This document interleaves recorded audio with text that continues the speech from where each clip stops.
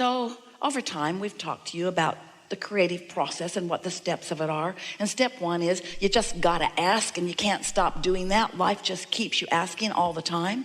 The contrast just keeps you asking. Even if you're not doing it with your words, you are asking at so many levels of your being. And that is what causes the evolution of all species. Life causes you to ask. It just does. And Source takes care of step two altogether. Your inner being over there in this vibrational reality that is so real, we gave it the name The Vortex, wrote a whole book about it because we wanted you to feel the realness of this reality that is vibrational, even though you can't see it or hear it or smell it or taste it or touch it. Doesn't feel that real. Well, so we wrote a book. The book's real. Read the book, believe the book, because this vibrational reality is real. So if you realize that this reality, this vibrational reality exists, even though you're standing over here doubting its realness because you can't see it, doubting its power because you can't smell it or hear it, then even though it is, and it is attracting on your behalf, it is attracting on your behalf to that non-physical version of you. The question is, what are you doing about being in the vibrational vicinity of what your inner being is attracting to itself on behalf of you? Did you hear all those words? Attracting for you everything that you want. But where are you in relationship to that? Over here doubting, over here complaining, over here wondering why it hasn't shown itself to you in real form. It would be like you putting a seed in the ground. It's corn. Put it in the ground. You love that corn. Ooh, corn is so good to eat. You put it in the ground and then you go out there that afternoon and you say, all right already. Show yourself to me. It's lunchtime. Stomping on the ground, throwing your little human fit. I want you and I want you now. But there is some gestation to happen, isn't there? There are some things to happen before you see it or hear it or smell it or touch it or taste it. In other words, there is a process, and there is a gestation process in your vortex too. And we would like now to reveal to you for the first time how long that gestation process is. Ready? That long. That long. That was too long. Esther cannot demonstrate what it is. That's way too long. That was too long too. Way too long. It's instantaneously. When you ask, it is immediately, because the source within you becomes it. And all things, all cooperative components are there. So the question isn't how long does it take for it to become in the vortex. The question is, how long does it take you to be ready for what you've put in the vortex? Because if you're complaining, you're not ready. And if you're doubting, you're not ready. So the length of time that it takes from your launching of a desire to your witnessing it in its full material form, how long does it take these thoughts to turn to your things? That's the big question. How long is it going to take for these thoughts to turn to the things I want? It only takes as long as it takes for your thoughts to turn to the things you want. Your consistent thoughts to turn to the thoughts about the things that you want. So when you find yourself talking about what you want in negative fashion, oh, where is it? I've waited so long. It just isn't fair. I'm so uncomfortable. I want it, but it isn't here. Those words are your indication. Those are manifestations of a different evolution of a different thought. So in our desire to help you feel the realness of this vibrational reality, we named it, wrote a book about it, and we said to you, until you could hardly bear to hear it again, just get into the vortex. Just get into the vortex where everything you want is, and you'll see then everything you want. And you said, oh, Abraham, stop spraying frou-frou dust all over us. Can't we talk about something that is real? And we say, it's real. You've just got to develop your sensors to understand that it is. And then you became suspicious. Oh yeah, we get it. You just want us to be happy in the absence of what we want by pretending that it really is over there. And we said, yes, that's exactly it. That's exactly it. We want you to be happy in the absence of what you want. in the absence of its manifestation, because we know that in your happiness anyway, in your expectation of it anyway, in your trust of the vibration of it that you can feel with your emotions, even though you can't see it with your other senses, in your belief that it is there, not only will it be, but the fun in which it reveals itself to you, oh, the pleasure of manifestation. Friends, that's what you came for. You came for the pleasure of manifestation. You came as creative genius to sift through this environment and come to your own clarity about what you want, not what somebody else wants, not what your family wants or your village wants or your culture wants, not what somebody else wants, what you want. You are the creator of your own experience, and you get to choose what you want. And when you do choose what you want, you've got to fully commit to the choosing of it. You've got to feel it as if it already is, or it cannot be, you see. So here's this vortex, and you listen to us. You read the book, some of you. You read the book. It's a really good book. You read the book. You read the book. You began to believe. And then you heard us say again and again, get into the vortex, get into the vortex, get into the vortex, get into the vortex. And then you began saying, Abraham, all right already. Just tell me, how do I get my money out of the vortex and into the bank?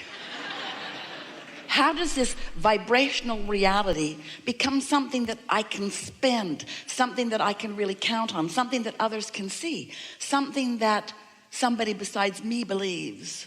When's it going to be tangible? And so instead of asking you to get into the vortex, which is just such a lovely place to be, we know we're in your vortex and it's delightful. You are going to be so pleased with yourself about what you've put there. Enough to keep you busy for 20 or 30 lifetimes. Really, joyfully busy. So good in here. We think we'll just stay in your vortex and leave you alone today. Goodbye. How do I get this vibrational reality to be the kind of reality that I really want, the tangible one, the one that I feel like I've come here to live? And we say, it's much simpler than you think. You just have to become, even though you're not in the vortex, you have to become closer and closer and closer to what is in it. You have to believe rather than doubt. You have to feel exhilaration rather than sadness. You have to love rather than hate. You have to be a vibrational match to what's in it and who's in it. You have to be a vibrational match to the source energy who is there, you see. And so now, rather than asking you to get into the vortex, which seemed to stretch your mind further than you were able, we're now saying to you, become a vibrational match to what's in there, and what's in there will come out where you are. How do I turn the thoughts and the vibrations and the energy of the vortex into the physical equivalent? Well, you just line up with it. What we mean by that is, let's say you want $100,000 and you want it now. Or make it 200,000 or 300,000 or $1 million or whatever it is that you want. Choose it. It's yours. If we were standing in your shoes, we would choose big. You don't choose big because the bigger it is, the more you doubt it, which is just foolish, given what we've just told you. It doesn't matter how big it is. If you believe it, it will be. It is as easy to create a castle as a button.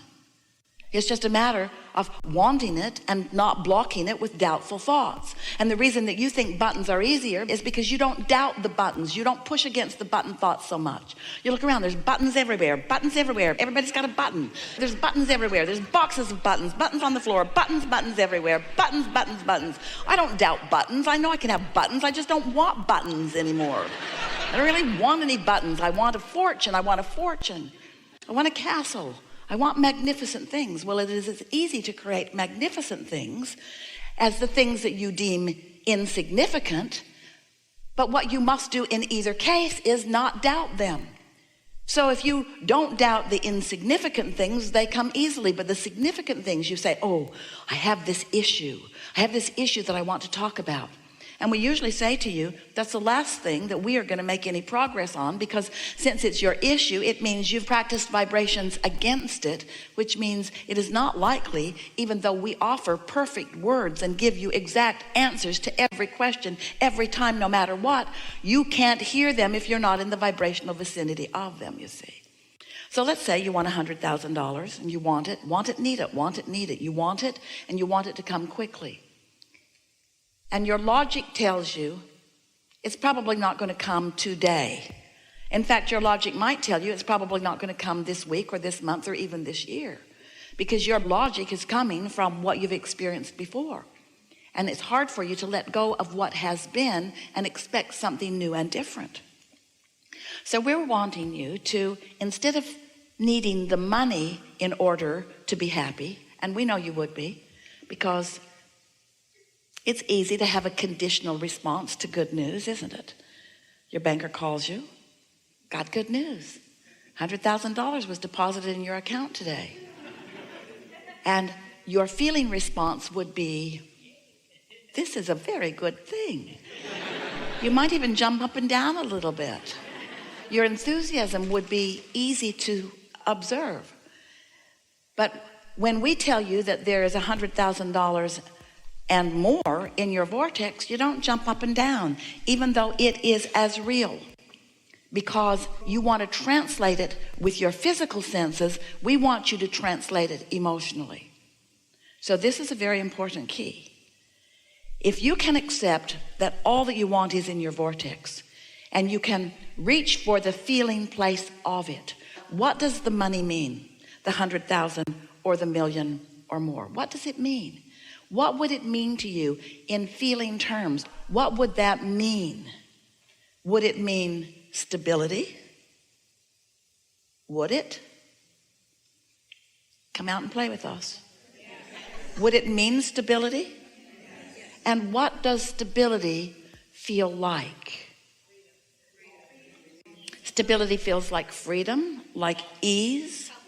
It feels like fun. But stability is one thing, fun is another thing, freedom is another thing. So let's just explore all of them. Stability feels like confidence, feels like sureness, it feels like steady, doesn't it?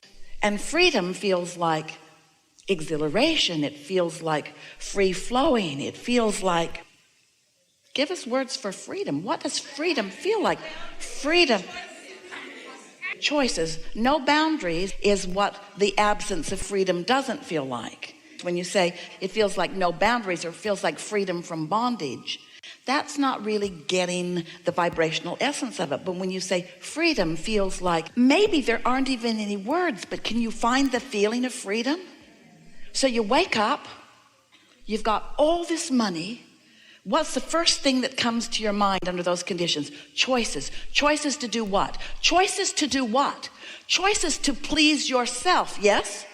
Choices to be what you want to be and do what you want to do and go where you want to go and have what you want to have. That freedom to be, that freedom that you are born being, that freedom that you innately are, that freedom that your inner being is, standing in the middle of your vortex, gathering all of the cooperative components that will flesh out to evidence that feeling of freedom to you.